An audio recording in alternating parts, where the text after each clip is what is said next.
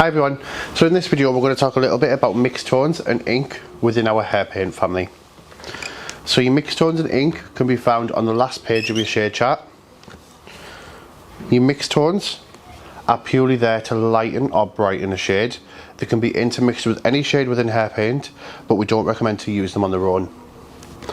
Ink can be used in a multitude of different ways, so we can use it to accent, intensify, modify, and we can also use it to pre-pig at the same time as we deposit in a target shade. Ink can also be used on its own as a fashion colour. So one of my favourite things about ink is using it to pre-pig because it saves me so much time in the salon. So how we use it to pre-pig is using something called the power of 10. So what the power of 10 is a schedule that we follow to ensure that we replace the right amount of underlying pigment. So what we're going to do is work 1 to 9,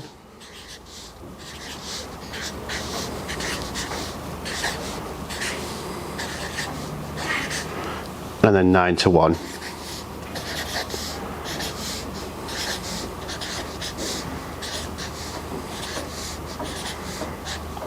So your first column is your target shade or your target depth, and the second column is the grams of ink. Now this schedule is per 30 grams of colour. So for example, if I have a client who comes in and she is a level 10 but she wants to come back down to a level 6, her target depth is a level 6, which means I've got 4 grams of ink for every 30 grams in my bowl.